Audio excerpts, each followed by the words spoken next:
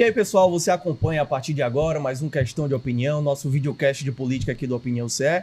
Eu sou o Rodrigo Rodrigues, sou o host aqui da nossa conversa e a gente recebe mais uma vez aqui na nossa mesa o deputado federal Mauro Benevides Filho, nome histórico, nome de peso e que está em todos os processos lá em Brasília. Mais uma vez, seja muito bem-vindo aqui à nossa mesa.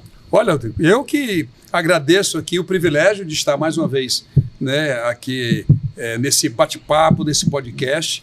Há todo um processo, eu diria assim, revolucionário no Congresso Nacional, apesar de várias matérias relevantes, que a gente tem que tratar, mas com certeza nós vamos aqui abordar com precisão tudo isso que está acontecendo. E eu vou emitir, Vou emitir minha opinião do que eu penso sobre tudo isso. Perfeito. Só para a gente começar, o Mauro Filho é doutor em economia, professor, deputado federal pelo PDT aqui no Ceará e na Câmara Federal também é o vice-líder do governo Lula. Então, mais uma vez, seja muito bem-vindo e para acompanhar a gente nessa conversa, Felipe Barreto, nosso repórter de política, que vai começar fazendo as honras. Olá, Rodrigo, tudo bem? Vamos lá, né, deputado? Muito bem, que bom lhe ver novamente.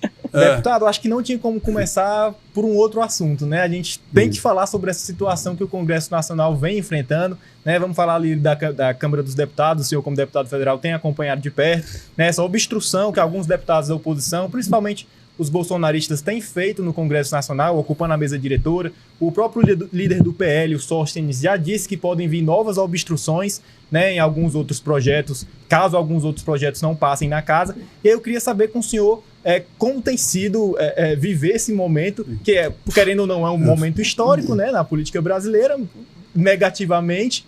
E eu queria saber também se isso já tem atrapalhado, por exemplo, o andamento de pautas que seriam importantes para o país. Bom, veja, nós não poderemos deixar que alguns deputados, nós somos 513, você tinha 39 deputados ali em cima querendo dar um golpe. Eu acho que é porque eles estão acostumados com um golpe. Eu acho que é mais ou menos nesse sentido e a gente não vai permitir. Eu, inclusive, tenho a minha opinião pessoal de que aquilo que foi feito para o presidente Hugo Mota assumir com aquela dificuldade de chegar na cadeira da presidência e o deputado federal Marcel Von Hatten, eu vou dar o nome, cara resistir porque queria continuar ali e é porque naquele momento, atenção, hein, gente, naquele momento a Câmara dos Deputados estava pronta para poder votar a isenção do imposto de renda para quem ganha até R$5.000, serão 14,8 milhões de brasileiros e brasileiras que estão aí nessa expectativa e reduzir o imposto de renda para quem ganha até R$7.350. Como é que pode esse pessoal, esses colegas, que agora eu estou com receio de dizer colegas, estão tentando, portanto, impedir que essas pautas... Quer ver outra também importante? Eu tenho recebido prefeitos e mais prefeitos de todo o país, não é do Ceará, preocupados com, nós vamos agora proporcionar a rolagem de dívida que eles têm com a Previdência, com o INSS ou com o regime próprio que cada município tem. Nós já, está tudo pronto e a gente precisa, portanto, votar isso urgentemente por uma razão muito simples. Isso vai dar uma folgazinha financeira para o município fazer mais saúde, fazer um calçamento, investir mais na educação, mas nem isso eles estavam querendo deixar que a Câmara efetivamente acontecesse. O presidente Hugo Mota, ele fez questão de soltar já a matéria dizendo que, em vez da mesa da Câmara dos Deputados, atenção, você, meu caro dona de casa, meu caro trabalhador, juventude do meu querido estado do Ceará e do Brasil, em vez de esperar Conselho de Corregedoria da Câmara e Conselho de Ética, que são passos, vamos dizer assim, obrigatórios no processo de suspensão ou de cassação de um mandato parlamentar, ele está querendo mudar o regimento interno e nós somos maioria na Câmara dos Deputados, 513 menos 39, vamos dizer que eles tenham 100, mesmo assim é um número que é minoria, alterar o regimento para que a própria mesa diretora, tendo maioria dos 9 membros, que possa, portanto, fazer uma punição. E eu, pessoalmente, não aceito se 6 deputados mais ostensivos, inclusive aquele que disse que na hora que disse que ele ia ser suspenso 6 meses, perdendo salário, perdendo verba de gabinete, perdendo tudo, ele disse que, sabe o que é que ele falou? Não, eu digo, rapaz, é porque vocês não entendem, eu sou autista. Eu estou com transtorno do espectro autista, um tal de TEA, que agora virou, né, todo mundo sabe o que é. Portanto, eu estou revoltado com esse processo e acho que a Câmara, inclusive, ontem, terça e quarta, já voltou a funcionar, vamos dizer assim, regularmente, mas que a próxima semana volte, portanto, as pautas que são relevantes. O deputado, a obstrução é um artifício legal da democracia. A obstrução é legal, como você está dizendo. Eu queria que o senhor falasse se a obstrução é um motim, né, desse grupo de parlamentares, como é que está sendo tratado isso internamente e quais, assim, na prática, a população é que é afetada por essas, né, pelo que não está sendo votado. Como que a esquerda, como que o bloco governista, como quem quer votar essas matérias pode explicar isso para a população, principalmente nas redes sociais, que é onde acontece o debate público hoje? Perfeitamente. Vamos explicar primeiro o que é a obstrução para as pessoas compreenderem dentro do parlamento, seja da Câmara, seja do Senado Federal. A obstrução ele é um comportamento previsto em regimento, é um comportamento legal, onde você, em determinadas votações, você, em vez de votar sim ou não, você vota, chama-se obstrução. Você deixa de contar aquele voto ou aquela presença para não alcançar o quórum necessário para a votação. Por exemplo, para votar uma emenda constitucional, você precisa de 308 votos dos 513 dentro da urna. A obstrução seria evitar que o governo ou algum outro partido interessado em alguma matéria conseguisse alcançar os 308 votos. É 307 ou 308, sempre fica essa discussão lá na Câmara dos Deputados. Então, isso é um movimento legítimo, é da democracia, né? A oposição pode usar esse instrumento. Agora, isso é uma questão. Outra questão é você dar um golpe e impedir que o rito de votação aconteça normalmente. Isso aí realmente nós não podemos permitir e espero que a Câmara consiga fazer essa alteração de regimento e a mesa diretora da Câmara possa fazer isso com agilidade. Só para dar uma ideia, porque se for enviar, como está previsto, antes do Conselho de Ética, para a Corregedoria tem 45 dias para poder emitir um parecer, para depois vir para o Conselho de Ética, para poder chegar na mesa diretora ou até mesmo no plenário, dependendo da decisão. Então, vamos acabar com isso. E eu espero que essas matérias que são relevantes, e aí tem essa questão, por exemplo, dessa regulamentação de usar crianças de maneira erotizadas para poder obter uma maior audiência ali no seu blog, na sua estrutura de influência que você usa nas redes sociais, esse é um ponto ou outra matéria urgente que a gente tem que decidir, mas se for permanecer com esse bloqueio de cima de mesa, que nós não vamos deixar, eu espero que isso não aconteça e essas votações retomem realmente de maneira... Inclusive votar algumas matérias do tarifaço, que com certeza contra o tarifaço, que a gente precisa, portanto, discutir também. Deputado, a gente vai entrar sobre esses outros temas também, com certeza estão muito em alta, mas eu queria só para fechar esse assunto da obstrução que vem sendo feita, eu queria saber como o senhor tem analisado a posição do presidente Hugo Mota, né? Porque ele foi eleito com o apoio da maioria da casa, inclusive de boa parte desses deputados que estavam ocupando a mesa diretora, mas recentemente ele tem dado alguns posicionamentos fortes. Hoje, inclusive, falou sobre o projeto da anistia, né? Disse que não poderia anistiar, por exemplo, quem tentou...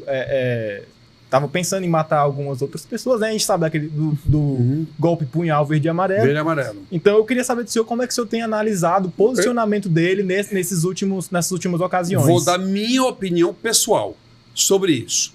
No momento da ocupação e no momento em que ele decide de que vai chegar lá e que vai ocupar a cadeira, é a minha interpretação. Aliás, disse para ele ontem. Eu achava que ele teria que ter sido mais incisivo. Teria que ter demonstrado comando ainda mais firme. Essa, obviamente, que é uma ponderação que a gente fez, alguns parlamentares fizeram para ele. Hoje, por exemplo, ele já está com um posicionamento diferente. Ele percebeu que precisava ter um pulso mais forte ainda. Eu sei que ele chegou a ocupar de volta a cadeira de presidente, mas foi um parto para poder chegar até lá. Com muito custo. Com muito custo. Quando ele percebeu isso hoje, ele deu declarações muito mais fortes e, além de declarações, tudo bem que é importante até para mostrar aos outros parlamentares que ele está comprometido com essa recomposição de autoridade. Mas hoje ele também externou que pretende fazer aquilo que eu comentei há pouco, que ele vai propor alteração no regimento. Com que finalidade? Para que essa punição seja mais rápida. Porque se for esperar 45 dias, mais 30 dias lá no Conselho de Ética, o povo vai esquecer. Então, essa agilidade tem que ser feita com mais rapidez, e eu acho que hoje esse posicionamento procurou fazer essa correção que todo mundo achou necessária naquele momento que se trazia de volta para a sua mão o controle da presidência. Quando a gente vai analisar as imagens, é isso mesmo, foi um parto. Um parto. Ele vai, ele volta e depois ele vai de novo, porque ele não conseguiu passar. E ainda vou dar um detalhe aqui, é importante que você observe aqui esse debate aqui conosco, porque quando o presidente... Preste atenção nas próximas cenas que vocês tiverem oportunidade de ver. Quando o presidente vai subindo as escadas para poder alcançar o espaço da mesa diretora, você sobe 6 degraus. Quando ele está subindo ali no 6º degrau, tem um deputado de chapéu com a coxa impedindo... O parlamentar do PL, eu vou já pegar o nome aqui. Chama-se Zé Trovão. Zé Trovão, o nome dele. Que ele praticamente queria impedir... Já pensou, gente? Queria impedir que o presidente da casa não tivesse a autoridade necessária para poder alcançar a cadeira da presidência da Câmara. E aí teve um deputado de cima que falou, abre. Aí ele realmente, com o comando, ele acabou abrindo. Aí o presidente passou. Mas ali também foi uma cena muito estranha que nós vivenciamos na Câmara dos Deputados. E que diz muito também sobre o momento político aqui que a gente vive. Deputado, para continuar no Hugo Mota, tem a pauta do dia... Rapaz, vocês estão gostando do Hugo Mota, né? Eu vou dizer para ele. Mas a pauta da semana é porque mexe com o Hugo Mota, mexe com o Tarifaço, mexe com o Trump e mexe com o Eduardo Bolsonaro. Também. Eu queria, para a gente finalizar essa parte do Hugo Mota e falar um pouquinho do Tarifaço em si, queria que o senhor mostrasse aqui a sua opinião também em relação ao Eduardo. Então vamos lá. Como é que este rapaz, deputado federal faltoso, vai ser caçado? Esse rapaz tem que ser caçado. Ele vai para um outro país. Se ele tem divergências com o Supremo Tribunal Federal, com o ministro Alexandre de Moraes, que ele vai fazer os seus protestos, que ele faça as suas ocupações de rede, é da democracia.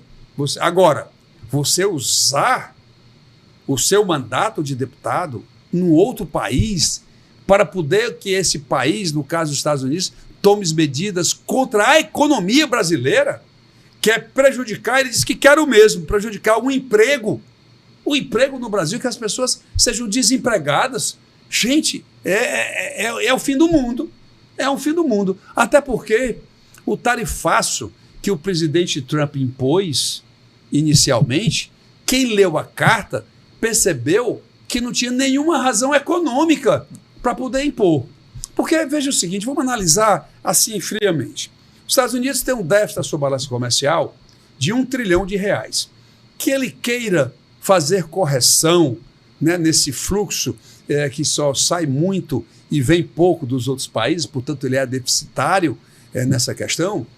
Por um lado, os Estados Unidos com isso, ele irriga com dólar todos esses países que vão, no fundo, comprar títulos da dívida pública americana, que vão financiar a desestruturação interna que os Estados Unidos têm. Então, ele usa esse déficit da balança comercial, esse dado poucas pessoas já pensaram um pouco nessa questão. Esse déficit aí é para poder irrigar os outros países, para que eles possam comprar, possam financiar a dívida pública, não é o déficit comercial, é a dívida pública dos Estados Unidos. Essa é a razão. Mas para o Brasil, gente, observem só o que eu vou falar agora. Não tem canto nenhum isso aqui, o que nós estamos falando. Os Estados Unidos com o Brasil, ele não é deficitário. Com os Estados Unidos e o Brasil, essa relação comercial, o Brasil compra mais dos Estados Unidos do que os Estados Unidos compram do Brasil. Portanto, os Estados Unidos, ele é, diferentemente de muitos outros países, onde ele impôs essa tarifa, com o Brasil, ele é superavitário. Ele nem razão econômica ele tinha para poder impor se não fosse esse cabo lá, está o deste Eduardo Bolsonaro. Aliás, bom, primeiro eu vou dizer a sanção econômica para chegar lá no Eduardo Bolsonaro de novo, que é a sua pergunta. Quando o mundo inteiro começou a criticar o Trump, né, pela imposição de tarifa por viés político e de atuação da Suprema Corte Brasileira, que é o efeito da carta, quando ele percebeu isso, o que é que ele fez? Aí ele veio para o viés econômico, porque tem um artigo lá da Lei do Comércio Internacional, chama-se artigo 301, que você pode pedir uma investigação comercial para países que você suspeita que estão fazendo concorrência desleal, tá certo? O que é que ele fez? Olha, gente, eu não sei não. Olha o que é que os Estados Unidos fizeram. Ele abre investigação comercial em cima de 2 pontos. Primeiro ponto, qual foi? O PIX. Ele abriu uma concorrência, conclamando uma concorrência desleal, porque o Brasil foi moderno, porque o Brasil avançou tecnologicamente, melhorou a sua forma de meios de pagamentos, criando o PIX. Ele ficou com ciúme e disse que, sabe o quê? Que o PIX estava atrapalhando as bandeiras de cartões de crédito dos Estados Unidos. A Visa, o Mastercard e as outras bandeiras que lá estavam colocadas.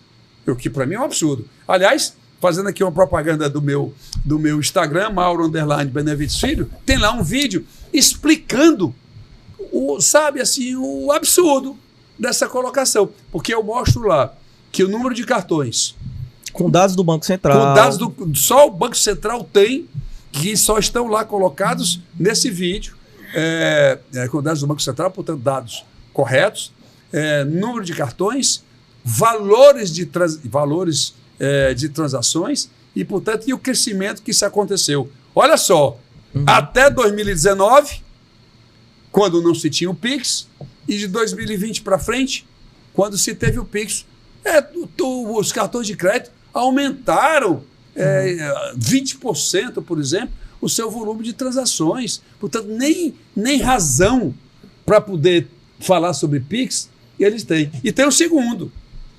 Esses aí também vocês vão achar. Quem já andou em São Paulo, tem lá umas 4, 5 ruas, mas tem a principal, chamada 25 de Março. 25 de Março são várias lojas, né, que você consegue cobrar preços mais competitivos, portanto, mais baratos. Mais né? acessíveis. Mais acessíveis, gostei do termo. Né? Que o presidente está dizendo que tem muito xing-ling, né, produtos que não são originais, não sei o que mais lá e tal. Gente, ele foi buscar lá em São Paulo, na 25 de março. Eu tive o privilégio da minha vida, agradeço a Deus, ao meu pai e, obviamente, aos meus estudos. Eu morei 5 anos nos Estados Unidos. Quem for a Nova York, por exemplo, que foi em Chinatown, lá é cheio de xing-ling.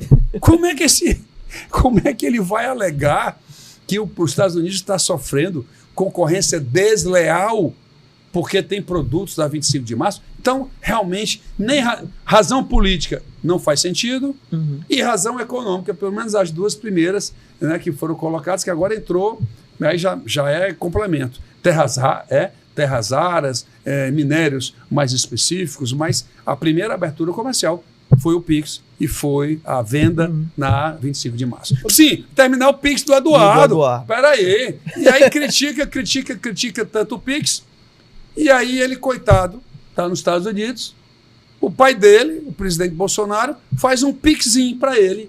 Pequena, pai, 2 milhões de reais, que o bichinho estava pobre lá nos Estados Unidos, precisava sobreviver. Coitado, o pai passou um PIX de 2... Gente, vocês estão ouvindo, né? 2 milhões de reais para ele poder sobreviver, né, com esse dinheiro, coitado, 22 bilhões. Portanto, critica o PIX e usa o PIX para poder resolver e, portanto, se manter nos Estados Unidos trabalhando contra o país. Isso não pode acontecer. Isso aí, você tramar contra o país, isso é passivo de cassação de mandato e é o que a Câmara dos Deputados deve fazer. Ô, deputado, eu queria entrar em outra questão ainda sobre esse tema, porque a gente está falando de um grupo político, né, o bolsonarismo, que ele tem muita facilidade em comunicar nas redes sociais para os eleitores deles, às vezes por conta de uma simplificação dos debates que eles trazem, mas tem essa facilidade. Eu queria saber com o senhor qual deve ser a estratégia para tentar desmentir essas desinformações que vêm sendo veiculadas, por exemplo, sobre o PIX, sobre essa questão de um possível déficit dos Estados Unidos ao Brasil, que não existe. Né, como o senhor explicou aqui. Então, qual deve ser a estratégia para desmentir essas mentiras mesmo? Né? Aí, infelizmente, você tem que usar a contra-informação com a verdade, tem que usar as redes sociais, que o governo agora que acordou para poder fazer esse uso, né, dessas questões, bater firmemente em teses que eles descaracterizam, como, por exemplo, taxar os super ricos, né? Porque quando a gente diminui, aliás, isenta o imposto de renda de 5 mil, a gente está propondo taxar os super ricos através dos seus dividendos, né? Inclusive com valores acima de 1.200.000, né, de 1.200.000 reais, coitadinho, o cabo ganha 1.200.000 reais, é um cara que tem muita dificuldade, né? E mais, o brasileiro paga no imposto de renda, quem ganha acima de, sei lá, 5, 6, 7 mil reais, paga 27,5% de imposto de renda. Sabe quanto vai ser cobrado para esse pessoal mais rico para poder compensar a isenção dos 5 mil e a diminuição até 7.350? Vai cobrar uma alíquota de 10%, portanto, menor que todo brasileiro bem paga, inferior, né? E não é 10%. Porque se ele já pagou em alguma outra coisa 3%, 2% ou 4%, ele só vai pagar, sabe o quê? A diferença, 6%. Então, eu, inclusive, fiquei muito revoltado, mas o ambiente político, vamos aprovar logo, esses 14,8 milhões de pessoas estão precisando, mas até nisso a gente tem que ter habilidade para poder contrapor e fazer com que essas mentiras, boa parte delas, a gente tem condições, com colocações bem feitas nas redes sociais, tem que usar o governo, inclusive, voltando para o governo, saindo da gente, indo para o governo, ele tem que usar também melhor, né, as redes sociais, tem que fazer propagandas. Ele saiu bem agora no programa soberano para fazer com que as empresas possam... Soberano, né? Exatamente, esse plano soberano para poder ajudar as empresas que vão deixar de exportar, né, para os Estados Unidos.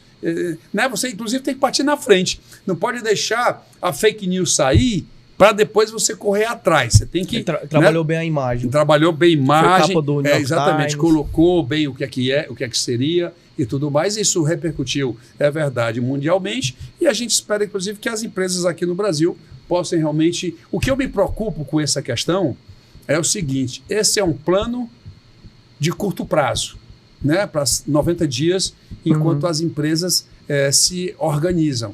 Mas eu quero saber depois. Depois, como é que as empresas vão fazer, como é que elas vão buscar novos mercados, né? Como é que elas podem modificar custos para poder vender para outros países. Porque não é simples, não. Porque a pessoa diz assim, não... O presidente da FIEC, inclusive, deu uma declaração há pouco... ponderando ali algumas situações, dizendo que não foi completamente atendido o mercado nesse caso. Ele disse né? que de 7 pedidos das empresas cearenses, 2 ou 3 tinham sido atendidos apenas. O que é que acontece? Porque sabe o que é que está faltando ainda? No pagamento de créditos de quem é exportador. Como isso? Aqui vai o secretário de Fazenda poder explicar-se bem devagarinho. Uma empresa que exporta, quando ela vende o produto, ela não paga o ICMS. Entretanto, para produzir esse bem, ela comprou insumos para produzir esse bem que pagou o ICMS. Como ela não pode se creditar desse imposto porque ela não pagou na saída, a lei diz assim, que autoriza ela transferir para terceiros esse valor que ela pagou para comprar os insumos para produzir o bem que não paga nada. Só que isso vem, sabe de quando? Isso vem lá da Lei Candir, lá de 1997, quando a União disse assim, estados, desonerem de ICMS o produto exportado e deixa comigo que eu dou dinheiro para compensar essa não receita que vocês não terão mais. funcionou em 98, em 99, em 2000, e aí o governo começou a não pagar mais. Hoje, para que vocês saibam o número verdadeiro, os estados desoneram 42 bilhões e a União quer pagar 1.800. Então, esses créditos das empresas, esse ponto é importante. Esse crédito, ele está lá na contabilidade das empresas, isso é custo de produção, portanto, isso diminui a competitividade das empresas lá fora. O que é que aí os estados e a própria União quiser incentivar, não precisa nem de lei, nem de nada. Esse direito das empresas já existe. É o governo pagar esses créditos, inclusive aqui no estado do Ceará, o governador Eumano está pensando nisso, o secretário Fabrício está pensando nisso, pagar esses créditos que estão aí da contabilidade das empresas, e isso sim dá um fôlego bem maior, e eu acho que essa é uma das medidas que precisa estar com mais ênfase sendo colocada, que eu acho que é o que os estados efetivamente vão fazer. O deputado, a gente está calculando aqui o tempo, né, para aproveitar o máximo possível o senhor, e tem um ponto que a gente começou a tocar aqui que eu acho fundamental agora, que o Congresso deve começar a debater também, diz respeito à regulamentação das redes sociais. Aí tem 2 pontos, eu queria que a gente começasse por um. Tem, obviamente, o vídeo do FECO aqui, já a gente debate, mas eu queria que a gente começasse, que o senhor falou aí da desinformação e como isso contamina as pessoas de algum modo e de forma muito feroz, né, muito rápida também, e a dificuldade de você se contrapor a isso. Como que o Congresso, como que o senhor imagina que esse debate vai chegar e se há esperança aí para isso avançar também? Bom, veja, o bolsonarismo, ele vai dizer que essa regulamentação, ela, no vocábulo deles, é de que regulamentação significa bloquear a liberdade de imprensa. Né? Eles querem continuar tendo toda a liberdade, independente se você está criando um site de criança pornográfico e que, portanto, quem criou não deve ter punição. Então você tem dois polos aqui, um querendo regulamentar para permitir todos os direitos, a liberdade de expressão e tal, mas a liberdade de expressão, ela não pode interferir no seu direito de imagem, de forma de vida e de assim por diante. Isso o Supremo tem batido muito, né, nessa questão. Então, a gente vai ter que encontrar na casa esse convencimento, esse intermediário de não bloqueio de liberdade, de não poder fazer tudo. Porque, infelizmente, o bolsonarismo realmente ele que vai ao extremo e diz que isso não pode acontecer, que isso é ferir a liberdade a liberdade de expressão. Então, eu acho que a casa, o relator dessa matéria, vai ter que ter a habilidade de poder fazer um texto, primeiro, que coíba esses excessos que estão acontecendo e que realmente isso não venha a ser interpretado como tolhendo, né, a possibilidade de você fazer críticas quando puder e assim por diante. É difícil essa matéria. Isso já foi tentado. Né? Isso já foi tentado na Câmara dos Deputados, não deu certo, porque a ideia era criar um conselho para dizer o que era ferir a liberdade de imprensa ou não ferir a liberdade de imprensa. Aí isso foi interpretado como, inclusive, um bypass no Poder Judiciário. Não é um bypass, porque se você não concordou com a decisão desse conselho, você pode, é um direito de qualquer pessoa recorrer à justiça brasileira. Mas isso gerou muita polêmica, porque essa decisão administrativa poderia estar ferindo direitos, inclusive direitos e garantias individuais. Então, respondendo a sua pergunta, eu acho que a gente tem que trabalhar esse meio termo. Você tem que atuar em cada liderança de partido. Se nós temos na Câmara hoje, sei lá, 27, 28 partidos, né, funcionando, a gente tem que ter tempo, o relator tem que ter tempo para conversar com cada um desses líderes. Cada líder traz para a bancada emite a opinião, torna um pensamento comum para poder isso ir à votação. Deixa eu só complementar esse ponto aí, Felipe. Aí tu fala. O senhor o tema que ganhou repercussão gigante, né? Uma repercussão gigante foi o caso do influencer Felca, que acabou fazendo um vídeo jornalístico, inclusive, porque ele denuncia, ele traz fontes, ele traz especialistas. Né? Um vídeo muito bem construído, inclusive, que ganhou o debate público ao longo de toda a semana. O senhor acha que corre o risco do tema da regulamentação das redes sociais focar apenas na adultização? Não. E não é que o tema não seja não relevante. Obviamente é relevante. Mas existem outros problemas também que... Não, esse termo eu não tenho. O problema é que a adultização, mas esse termo nem eu conhecia direito esse termo, não. Não, eu acho que não vai se restringir a isso. Isso é porque realmente, como ele é atual, ele virou emblema e realmente choca, né? Você soma tudo isso, e aí a ênfase dessa regulação está recaindo muito sobre isso. Mas não é. O pretexto que eu vi, ele realmente é para regular todo o processo das mídias sociais, preservando a liberdade de expressão. Eu não tenho temor quanto a isso. Essa questão da adultização, exposição das crianças, obviamente está em pauta por conta desse vídeo, né? Inclusive mais de 30 projetos já foram apresentados lá no Congresso Nacional, mas eu queria falar sobre esse projeto especificamente do governo para a regulação das redes, que deve ser apresentado nos próximos dias, né, deputado? Eu queria saber do senhor, como vice-líder do governo, como tem sido o diálogo com os outros partidos, porque ali você tem, obviamente, um grupo bolsonarista que vai falar que o projeto é censura, que não deve querer aprovar o projeto, mas tem um centrão que às vezes joga para um lado, às vezes joga para o outro. Então, eu queria saber como está o diálogo com esse centrão. Alguns partidos que podem fazer parte do governo, né? Às vezes votam contra, às vezes votam a favor. Então, como é que está esse diálogo? Primeiro, quero dizer para vocês que a minha interface aí na vice-liderança, ela está muito focada na área macroeconômica, na área econômica. Daí o meu relacionamento com praticamente todos os líderes em função de processos de convencimentos em matérias que estão lá, como, por exemplo, está lá a medida provisória 303, que é aquela que aumenta o imposto de renda para as bets de 12 para 18, é aquela que altera cobrar imposto de renda de LCAs e LCIs. O que é isso? Letras de créditos agropecuária e letras de créditos imobiliários, que isso está uma confusão grande no Congresso. Então, a minha interface, eu tenho ouvido mais as lideranças baseado nessa questão. Em relação à regulamentação das mídias sociais, eu confesso a vocês que a matéria ainda está cedo, a estrutura que o governo quer mandar ainda não está clara, ainda não chegou ainda na casa. Então, para emitir uma opinião, a gente precisava saber primeiro qual é a profundidade dessa regulamentação ou dessa regulação.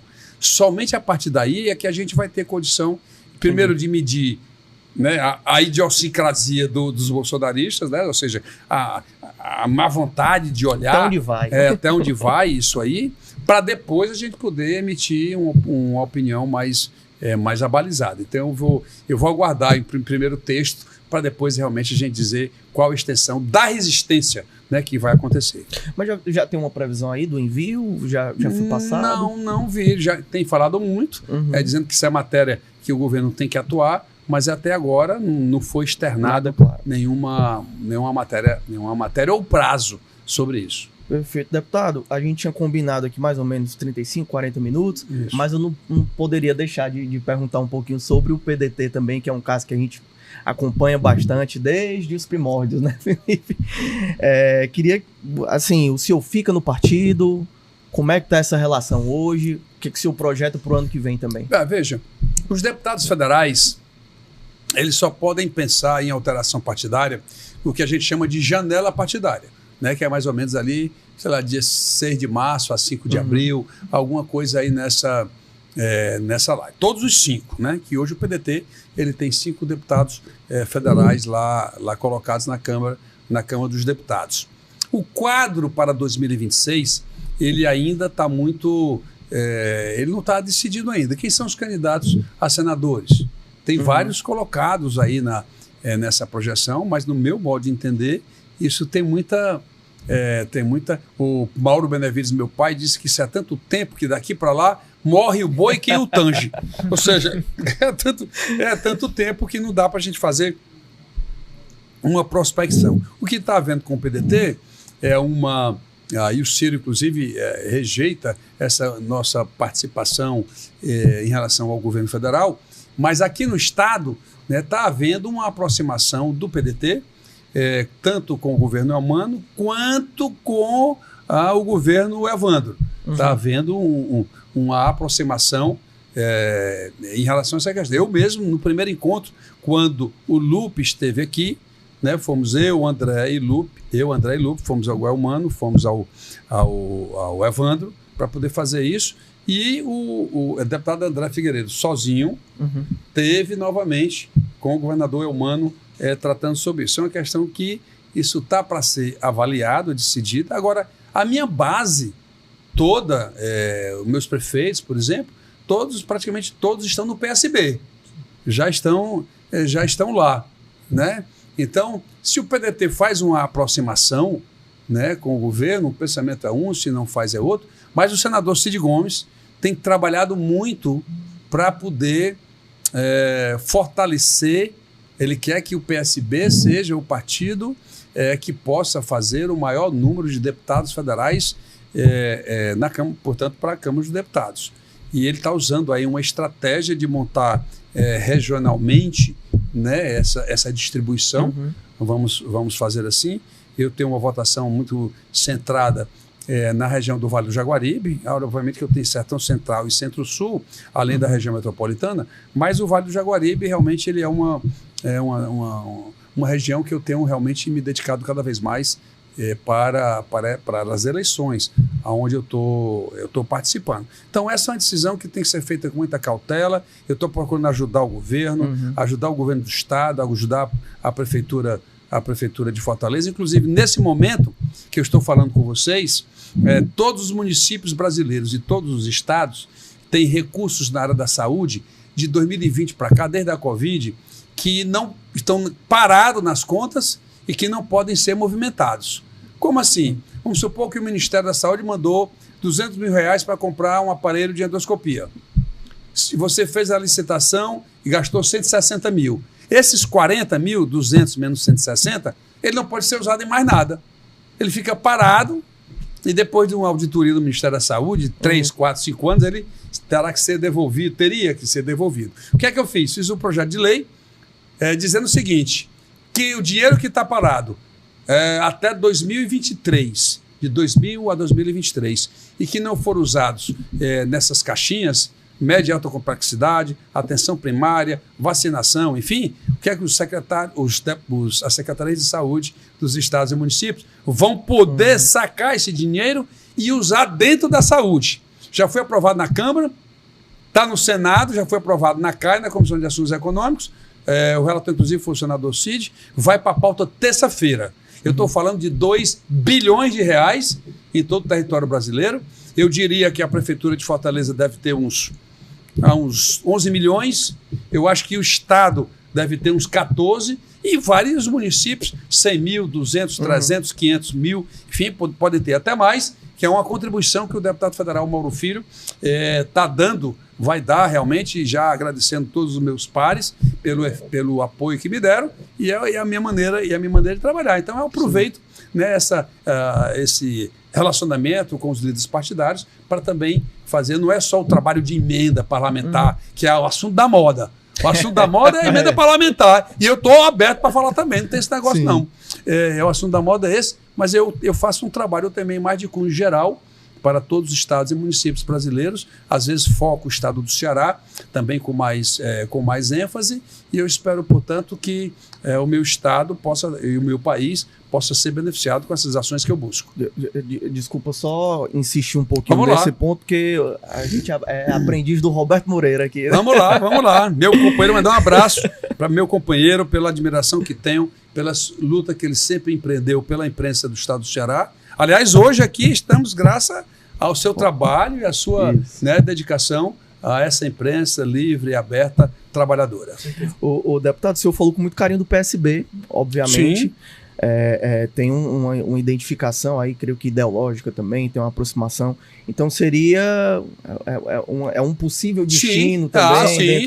Só para completar a pergunta do Rodrigo, o senhor pode responder também. Em março, o que é que vai pesar realmente, né? Porque o senhor falou, em março, no caso que eu falo da janela partidária, porque o senhor falou da relação Aí, com mas o PDT, como estará o PDT? com os... Você não pode dizer. Com os seus... Né? Enfim, com os seus inúmeros aliados aqui que estão no PSB, aqui no Ceará. Então, o que é que vai pesar realmente nessa balança para a escolha do partido? Como eu disse, isso vai depender muito como vai ser a posição do PDT. Se o PDT vai para uma posição de enfrentamento, fica difícil para mim com a minha base, com as minhas bases todas já direcionadas do PSB, com minhas troca de ideias que eu tenho tido com o senador Cid, que está traçando tudo isso. Agora, no PDT mais próximo, inclusive tenho conversado com o deputado André, que é o nosso presidente estadual aqui. Uma sinalização, né? muito Pois então, dele, né? Para responder a sua pergunta, aqui não é, como o pessoal diz, não é ficar em cima do muro, não, né? Como o pessoal fala. Não, eu quero. Não, eu gosto de falar. Mas é porque a gente não tem ainda como que esse comportamento se dará. Inclusive o PDT pode avaliar como ficará em relação ao governo federal. Né? Porque tem muita gente hoje internamente, dentro dos 17 parlamentares, tem gente que já acha que o PDT tem que ficar independente em relação ao governo federal. Perfeito. Deputado, quero agradecer aqui a sua participação em nome do Roberto Moreira, em nome do Grupo Opinião CE, e estender também um convite para uma próxima oportunidade para a gente conversar mais, trocar um papo aqui. Eu quero realmente já deixar assim, mas com muita sinceridade, eu quero voltar para tratar inclusive das questões econômicas, certo? Dizer o que é que está errado no Brasil, aonde foi até onde o ministro Haddad acertou. Eu tenho feito algumas ponderações nas minhas redes sociais sobre isso. Tenho questionado muito o nível de taxa de juros que o Brasil cobra, que é a maior taxa de juros real do mundo. Eu não sei porque aqui tem que ser a maior taxa de juros real do mundo. Não tem explicação técnica para isso. O sistema financeiro não gosta muito de mim, mas eu estou fazendo o que eu aprendi, o que eu discuto com meus alunos na sala de aula, lá no doutorado em economia da Universidade Federal do Ceará. Então, eu quero ter essa oportunidade, ao mesmo tempo que eu agradeço aqui esse bate-papo hoje que nós tivemos aqui, procurando clarear algumas questões, e quero que na próxima falar sobre emenda parlamentar também. Que há uma crítica muito grande sobre isso, porque as pessoas não sabem que emenda parlamentar, metade dela é obrigatória para a saúde, e a gente manda porque o rico, ele tem condição de pagar uma consulta, tem condição de pagar uma cirurgia. O pobre não, tem que ter lá no município, pequenininho, que o Ministério da Saúde não pensa nele, é a emenda parlamentar que chega lá para comprar medicamentos, para fazer o posto de saúde funcionar, para ter regionalmente uma tomografia. Então, eu vou clarear um pouco esse ponto para que as pessoas possam ter a percepção, pelo menos com as informações, fazer o seu juízo de valor sobre essa questão. Perfeito, a gente já pode botar inclusive água no fogo, que é para e eu abraçar finalmente o Roberto mais uma vez, Roberto Moreira, que sempre me estimulou na vida, que sempre acreditou, né, nas minhas ideias, como secretário de Estado durante muitos anos. Portanto, eu agradeço aqui mais uma vez esse podcast que acabamos de fazer. Perfeito. Te agradecer também, Felipe, pela parceria. A gente segue juntos. Seguimos juntos, Rodrigo, e o Mauro é um daqueles deputados que é impossível você falar todos os assuntos em um podcast. Né? Então, realmente fica o novo convite. Às vezes a gente fala mais por elegância, mas realmente e se estende o convite para outra oportunidade, deputado. Vamos em frente. Um abraço. É isso. Te agradecer também pela parceria, pela audiência. Lembrando que a repercussão completa dessa conversa você acompanha nas nossas redes sociais e também no nosso portal de notícias, no nosso jornal, então fica ligado. O nosso Questão de Opinião de hoje vai ficando por aqui, mas a gente volta logo mais com mais uma entrevista exclusiva para você.